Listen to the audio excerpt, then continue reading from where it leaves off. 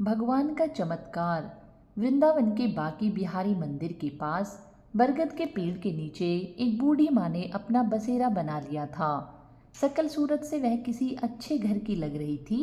उसके चेहरे की चमक बता रही थी कि वह कोई भिखारिन नहीं है, परंतु उसके फटे हुए कपड़े उसकी दर्दनाक स्थिति का व्याख्यान कर रही थी। वह अम्मा मैले कुचैले कपड़ों में ही एक चादर पर वहां पड़ी रहती थी। आज लगभग 10वां दिन था। मंदिर में जो श्रद्धालु माथा टेकने आते तो बूढ़ी माँ को थोड़ा बहुत प्रसाद दे जाते या कोई राह चलता उस पर तरस खाकर उसे कुछ खाने के लिए दे जाता, जिससे उसका गुजारा हो रहा था। श्रवण हर वर्ष अपने माता पिता की बरसी पर मंदिर में आता था और गरीबों को भोजन दिया करता था। उसके माता पिता एक रोड एक्सीडेंट में मारे गए थे। उसके बाद से वह अकेला था। जिस समय उसके माता पिता की मृत्यु हुई थी उस समय वह कंप्यूटर इंजीनियरिंग कर रहा था। अब उसके आगे पीछे कोई नहीं था, लेकिन उसके माता पिता के दिए हुए संस्कार हमेशा उसका मार्गदर्शन करते रहते थे। इंजीनियरिंग के फाइनल ईयर के बाद पहले सेमेस्टर के दौरान ही उसे एक बहुत अच्छी नौकरी मिल गई थी। अब वह एक मल्टीनेशनल कंपनी में बहुत ऊंचे पद पर कार्यरत था। शनिवार और रविवार की छुट्टी वह अपने दोस्तों के साथ घूमने में बिता देता था, परंतु आज उसके माता पिता की बरसी थी, इसलिए वह आज मंदिर में गरीबों को भोजन करवाने आया था। सभी गरीबों को खाना देने के बाद उसकी नज़र पेड़ के नीचे बैठी बूढ़ी माँ की ओर गई। श्रवण को बूढ़ी अम्मा के चेहरे में एक अजीब सा आकर्षण और स्नेह नजर आया। शायद वह हर बूढ़ी औरत में अपनी माँ और दादी माँ को ही ढूंढता था। वह बड़े स्नेह से उस बूढ़ी अम्मा को देखने लगा। फिर अम्मा के पास जाकर बोला, अम्मा खाना खाओगी? लेकिन बूढ़ी अम्मा काफ़ी उदास बैठी थी, शायद इसलिए उसने कोई जवाब नहीं दिया। फिर श्रवण बोला, अच्छा ये मंदिर का प्रसाद है, यह तो खा लो। तो बूढ़ी माँ ने उसकी ओर देखते हुए अपना हाथ आगे बढ़ा दिया। बूढ़ी माँ के साथ साथ श्रवण भी थोड़ा सा प्रसाद खाने लगा और बूढ़ी माँ के पास ही बैठ गया। प्रसाद खाते खाते वह अम्मा से पूछने लगा, अम्मा आप कहाँ रहती है और इस पेड़ के नीचे कैसे बैठी हुई है? बूढ़ी माँ ने ठंडी सांस लेते हुए कहा, अरे बेटा, अब यह पेड़ ही मेरा घर है। पहले मैं मथुरा में रहती थी, वहाँ मेरा अपना एक शानदार बड़ा सा घर है। मेरे पति की मृत्यु हो चुकी है। जब तक मेरे पति जीवित थे तब तक मुझे रानी बनाकर रखते थे, परंतु पति के स्वर्गवास के बाद धीरे धीरे अपने ही बेटी बहू को मैं खटकने लगी। बहू तो मेरा चेहरा भी नहीं देखना चाहती थी। एक दिन मेरा बेटा मुझे बोला, चलो अम्मा आज तुझे वृंदावन घुमाकर लाता हूँ, बाकी बिहारी के मंदिर चलते हैं और दर्शन कर कर आते हैं। मेरा बेटा मुझे अपनी कार में बिठाकर लाया था और मुझे इस मंदिर के किनारे बिठाकर यह कहकर चला गया कि कुछ ज़रूरी काम से जा रहा हूँ, 2 घंटे लग जाएंगे आने में। मैंने तो बेटे से कहा था कि मुझे भी साथ ले चल, परंतु वह नहीं माना। देखते देखते आज 10 दिन हो गए। इंतजार करते करते मेरी आंखें पथरा गई है, परंतु ना तो मेरा बेटा आया ना ही उसकी कोई खबर। अब मैं समझ चुकी हूँ कि मेरा बेटा मुझे यहाँ क्यों लेकर आया था, क्योंकि उसकी पत्नी मुझे बिल्कुल भी पसंद नहीं करती थी। इसलिए मुझसे छुटकारा पाने के लिए मुझे यहाँ कान्हा जी की शरण में छोड़कर चला गया। यह कहते कहते बूढ़ी माँ की आंखें नम हो गई और चेहरा मुरझा गया।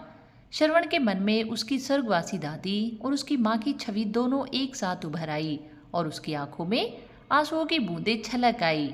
गरीबों को बांटने के बाद जो खाना बचा था उसने झट से निकाला और बूढ़ी अम्मा की चादर पर रख दिया। एक निवाला तोड़ा और अम्मा के मुंह में डाला और खुद भी खाने लगा। उसे ऐसा एहसास हो रहा था कि मानो वह अपने किसी परिवार के सदस्य के साथ खाना खा रहा हो।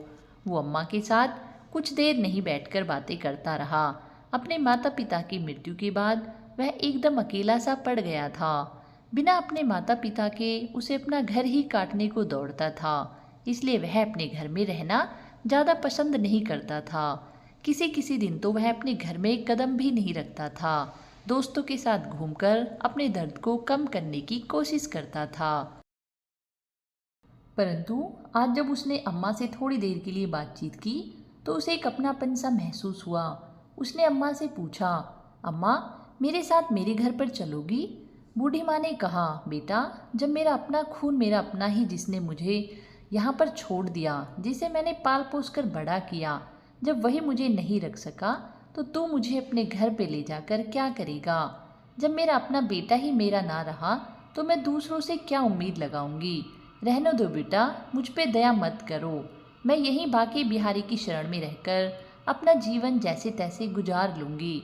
फिर श्रवण बोला, अम्मा मेरे माता पिता एक सड़क दुर्घटना में स्वर्गवासी हो गए हैं और मैं इस दुनिया में बिल्कुल अकेला रह गया हूँ और मेरे घर में मेरे अलावा और कोई नहीं है।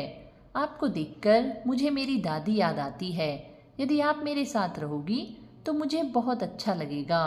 यकीन मानो मुझे कोई दिक्कत नहीं होगी, उल्टा मुझे आपका सहारा मिल जाएगा। दिन भर के काम के बाद जब मैं घर लौटूंगा तो कम से कम देखने के लिए आपकी सूरत तो होगी। आपसे अगर हो सके तो मेरे लिए खाना बना दिया करना और घर की देखभाल कर लेना। आपको भी रहने के लिए घर मिल जाएगा और मुझे अपनी माँ और दादी के प्यार की ठंडी ठंडी छाँव मिल जाएगी। तभी अम्मा ने कहा, बेटा तुम भावनाओं में बहकर यह बात कर रहे हो, परंतु मुझे मालूम है कि 2 दिन में ही तुझे मैं बोझ लगने लगूंगी और फिर तुम भी मुझे निकाल दोगे। ना बाबा ना, मैं यहीं अच्छी हूँ, अपने बाकी बिहारी की शरण में। अम्मा क्या किसी को अपने माता पिता भी बोझ लगते हैं? हाँ, दुनिया में कुछ लोग ऐसे हो सकते हैं, परंतु सभी तो नहीं। अम्मा जिसके सर से माँ बाप का साया उठ जाता है वह कितना अकेला रह जाता है, यह मुझसे बेहतर कौन जानता होगा। मेरी दादी भी आपकी तरह ही बहुत प्यारी थी और मेरे माता पिता ने उनका बहुत ख्याल रखा था। मैं भी उनसे बहुत प्यार करता था, परंतु आज मेरे घर में कोई नहीं है। मुझे मेरी माँ और दादी की बहुत याद आती है। आप में मुझे अपनी दादी की छवि नज़र आती है। मैं विश्वास दिलाता हूँ कि मैं आपको कभी भी बोझ नहीं समझूंगा। गहरी सांस लेते हुए श्रवण बोला तो अम्मा का भी गला अवरुद्ध हो गया और उसकी आंखों में आंसू आ गए। अम्मा कुछ बोल ना सकी।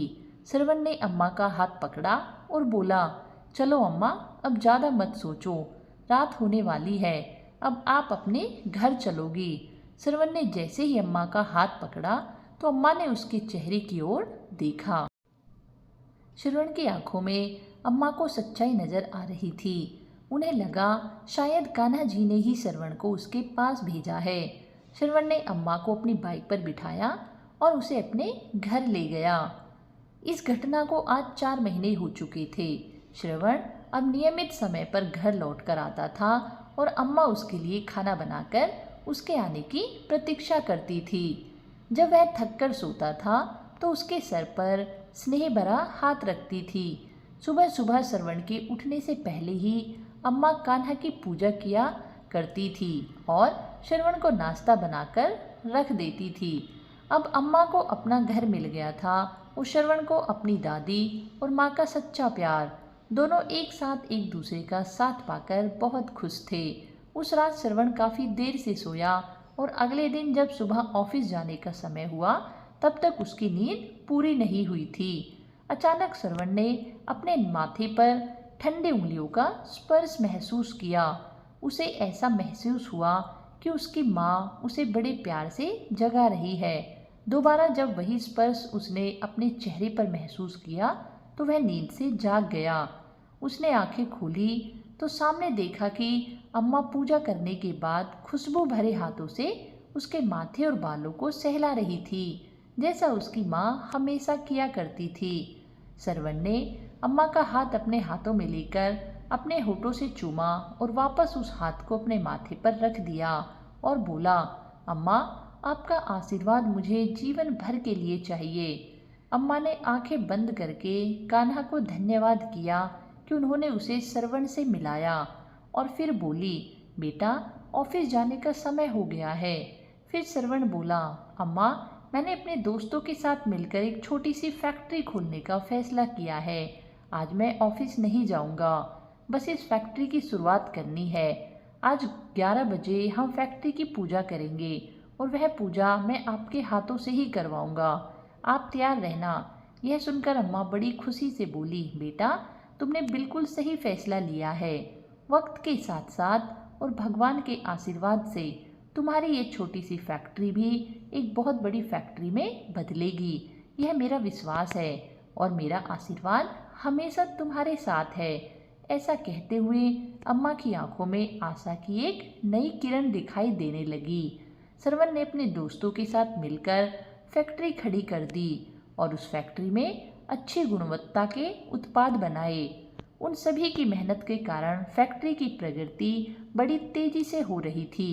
श्रवण अब एक और नई फैक्ट्री शुरू करने का विचार कर रहा था, जिस कारण वह और भी ज़्यादा व्यस्त होता जा रहा था। एक दिन अम्मा बोली, बेटा तुम तो अपने जीवन में बहुत ज़्यादा व्यस्त होते जा रहे हो, परंतु यह बात याद रखो कि केवल काम ही जीवन का उद्देश्य नहीं होता। तुम्हें काम के लिए भी एक सहारे की आवश्यकता है। क्यों ना एक अच्छी सी लड़की ढूंढकर तुम्हारी शादी कर दी जाए। अम्मा की बात श्रवण को भी उचित लगी। वह बोला, अरे हाँ अम्मा, अपनी ज़िंदगी में इतना व्यस्त हो गया हूँ कि इस बारे में कभी बात करने का समय ही नहीं मिला। मेरी निगाह में एक लड़की है सरिता, जो मुझे बहुत पसंद है, लेकिन मैंने उससे कभी बात नहीं की। सरिता श्रवण की माँ की सहेली की बेटी है, जो पढ़ाई पूरी करने के बाद इस शहर में नौकरी कर रही थी। श्रवण की उससे मुलाकात कभी कभार हो जाती थी। श्रवण को सरिता का स्वभाव और बातचीत करने का तरीका बहुत अच्छा लगता था। अम्मा श्रवण के साथ सरिता के घर गई, उसके माता पिता से बातचीत की, वे श्रवण और सरिता की शादी का प्रस्ताव दिया। सरिता के पिताजी ने तुरंत हाँ कर दी। बस फिर क्या था, कुछ ही दिनों में श्रवण सरिता को दुल्हन बनाकर अपने घर ले आया। सरिता अम्मा के गुणों से और उनके स्नेह से बहुत प्रभावित हुई। जितना प्यार श्रवण अम्मा से करता था, उससे कहीं ज़्यादा लगाव सरिता का भी अम्मा से हो चुका था। सरिता हमेशा सोचती थी कि ना जाने अम्मा उसके दिल की हर बात को कैसे जान लेती है और कैसे उसकी हर चाहत को उसके कहे बिना पूरा कर देती है। समय बीतने लगा और श्रवण के घर दो जुड़वा बच्चों ने जन्म लिया, एक बेटा और एक बेटी। श्रवण का घर तो जैसे खुशियों से भर उठा था। अम्मा जी अब सही मायने में दादी बन चुकी थी। अब उनकी मुख्य जिम्मेदारी श्रवण और सरिता नहीं, बल्कि अम्मा के पोता और पोती हो गए थे। अब अम्मा का बिस्तर अपने पोता और पोती के कमरे में लगा दिया गया था, ताकि वे दोनों अम्मा के स्नेह की छांव में रहे और उनके संस्कारों के साथ पले बढ़े। बिना दादी के तो दोनों बच्चे एक समय का खाना तक भी नहीं खाते थे। जब भी बच्चे मम्मी पापा के साथ बाजार जाते तो जिद करके दादी को हमेशा अपने साथ लेकर जाते। सरिता और श्रवण भी दोनों बच्चों की जिम्मेदारी अम्मा को देकर बिल्कुल बेफिक्र हो चुके थे। सरिता अपने पति श्रवण के साथ उसके काम में पूरी मदद करती थी। श्रवण को भी सरिता के रूप में बहुत अच्छा जीवन साथी मिला था, जिस कारण उसकी फैक्ट्री अब नई ऊंचाइयों को छू रही थी। उसकी फैक्ट्री की शाखाएं अब देश के अलग अलग शहरों में स्थापित हो चुकी थी, जिनमें हजारों कर्मचारी कार्यरत थे। उधर अम्मा का बेटा निशांत, जो अम्मा को दर दर की ठोकरें खाने के लिए छोड़कर चला गया था, वह रह रहकर अपराध बोझ से ग्रसित हो रहा था। अपनी निष्पाप और निपराध माँ के साथ किया गया व्यवहार उसे पल पल कचोटता था। समय के साथ साथ उसका यह अपराध बोझ बनता जा रहा था। अपने घर के झगड़ों से दुखी होकर और अपनी पत्नी के साथ सुखी जीवन जीने की चाह में उसने अपनी माँ का त्याग कर दिया था। परंतु उस दिन के बाद से उसका अंत मन हाहाकार कर रहा था, जिसे वे किसी से भी साझा नहीं कर पा रहा था। अब उसके घर में केवल उसकी पत्नी का एकमात्र छत्र राज था। अब वह अपनी मर्जी के अनुसार खर्च करती थी और दुकान में से मन मर्जी का पैसा निकालती थी, परंतु व्यवसाय से लगातार पैसा निकलने के कारण उसका जमा जमाया व्यवसाय, जो कि उसके माता पिता के द्वारा खड़ा किया गया था, घाटे में जाने लगा था। अतः उसे दुकान भी बंद करनी पड़ी। दुकान बंद करने के कुछ दिन बाद ही बड़ी कठिनाइयों से गुजरने लगे। अब निशांत और उसकी पत्नी को आटे दाव का भाव मालूम पड़ने लगा था। फिजूल खर्ची तो दूर की बात, अब उनके पास घर चलाने और बच्चों की आवश्यकताओं की पूर्ति करने के लिए भी पैसा नहीं था। निशांत का एक मित्र जो एक बड़ी कंपनी में कार्य करता था, उसने अपनी सिफारिश पर उसकी नौकरी अपनी कंपनी में लगवा दी और इस तरह निशांत के जीवन की गाड़ी थोड़ी थोड़ी चलने लगी। निशांत अब कंपनी में बहुत मन लगाकर काम कर रहा था, जिस कारण उसे फैक्ट्री में बहुत मान सम्मान मिलने लगा। अब वह फैक्ट्री का एक महत्वपूर्ण कर्मचारी बन चुका था। निशांत की कंपनी में स्थापना दिवस पर वार्षिक महोत्सव मनाया जाना था। सभी कर्मचारियों को उनकी काबिलियत के आधार पर पुरस्कार वितरित किया जाना था। निशांत को भी अपनी मेहनत और योग्यता के आधार पर पुरस्कार दिया जाना था, जो कि उसकी कंपनी के मालिक के द्वारा दिया जाना था। नियत तिथि पर पुरस्कार वितरण समारोह शुरू हुआ और यह पहली बार था कि जब कंपनी का मालिक अपने सभी कर्मचारियों से रूबरू हो रहा था। आज का दिन निशांत के लिए बहुत खास था। मैनेजिंग डायरेक्टर अपनी पत्नी, माँ और बच्चों के साथ समारोह में आए थे। जब समारोह शुरू हुआ और पुरस्कार वितरण के लिए कंपनी के डायरेक्टर साहब से अनुरोध किया गया, तो वे स्टेज पर आए और कहने लगे कि आज हमारी कंपनी के लिए एक बहुत बड़ा दिन है, परंतु आज हमारी कंपनी जिस स्थिति में है वह केवल और केवल हमारी अम्मा जी के आशीर्वाद से ही है। यदि अम्मा जी की प्रेरणा ना होती तो ना तो यह कंपनी होती और ना ही मैं इस पद पर होता। इसलिए पुरस्कार वितरण करने के लिए मैं अम्मा जी को बुलाना चाहूँगा। अम्मा जी, कृपया आप स्टेज पर आइए और अपने हाथों से सभी योग्य कर्मचारियों को पुरस्कार वितरित कीजिए। श्रवण के बुलाने पर अम्मा स्टेज पर पहुंची और उनकी आंखों से अश्रुधारा बह निकली। कर्मचारियों के नाम अनाउंस किए गए और अम्मा उन्हें एक एक करके पुरस्कार देती रही। तभी एक नाम का अनाउंसमेंट हुआ, जिसे सुनकर अम्मा जी के चेहरे पर न जाने कितने भाव एक साथ आ गए। निशांत मिश्रा। सामने से आने वाला व्यक्ति भी कुछ जाना पहचाना लग रहा था। अम्मा ने ध्यान से देखा तो सचमुच में उनका बेटा ही था, निशांत मिश्रा, जो उन्हें तीर्थ यात्रा का झांसा देकर बड़ी ही बेदर्दी से छोड़ गया था, जिसे उसके बाद अपनी माँ का ख्याल तक नहीं आया। अम्मा सोचने लगी कि अब तक तो शायद मैं तड़प तड़प कर मर गई होती यदि मेरा बेटा श्रवण मुझे ना ले जाता। प्यार और नफरत के भाव एक साथ अम्मा के चेहरे पर उभर आए। अम्मा को ऐसा महसूस हुआ कि जैसे दुनिया बड़ी तेजी से घूम रही है। बड़ी मुश्किल से उन्होंने खुद को संभाला और किसी अपरिचित की तरह निशांत को पुरस्कार थमा दिया और अपना मुंह दूसरी तरफ फेर लिया। निशांत ने ध्यान से देखा कि वह महिला कोई और नहीं, उसकी अपनी माँ थी। देखते ही उसके पसीने छूटने लगे और वह अपनी माँ के पैरों में गिर पड़ा।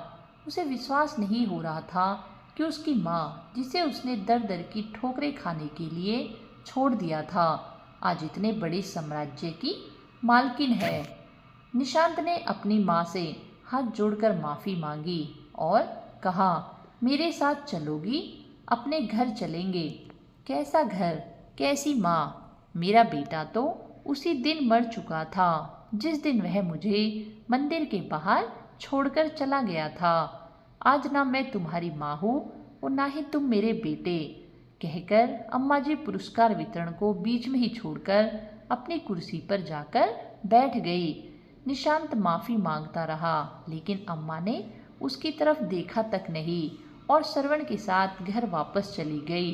कभी निशांत अपनी माँ का बहुत लाडला हुआ करता था, लेकिन अपनी पत्नी के बहकाव में आकर वह अपनी माँ के साथ बहुत बुरा सलूक करने लगा था। उन बातों को अम्मा कभी नहीं भूल सकती थी। उधर निशांत को यकीन नहीं हो रहा था कि जिस कंपनी में वह काम कर रहा था, उस कंपनी की मालकिन दरअसल उसकी माँ थी। आज उस माँ के हाथों से उसे पुरस्कार मिला तो उसका सर चकरा गया था। माँ के द्वारा उसकी घोर अपेक्षा और पाप कर्मों के कारण उसके दिल में न जाने कितने ही घाव हो चुके थे। हर पल उसे अपनी माँ की याद सता रही थी। अपनी करतूत उसे झकझोर रही थी और नासूर बनकर उसे लगातार चोट पहुंचा रही थी। एक दिन रविवार को जब उसके ऑफिस की छुट्टी थी तो वह अपनी पत्नी नीता को लेकर स्कूटर पर राधा रानी के मंदिर दर्शन के लिए गया। जब वह राधा कृष्ण की मूर्ति के सामने हाथ जोड़कर खड़ा हुआ तो उसे इससे लगा जैसे भगवान भी कुटिल दृष्टि से उसके द्वारा किए गए घोर पाप के लिए उस पर हंस रहे थे। घबराकर उसने आंखें खोली। पूजा पाठ करके मंदिर से आते हुए अपराध बोझ के कारण उसकी मानसिक स्थिति बिगड़ी हुई थी, जिस कारण सामने से आता हुआ ट्रक नजर नहीं आया और तेज धमाके के साथ स्कूटर ट्रक से टकरा गया।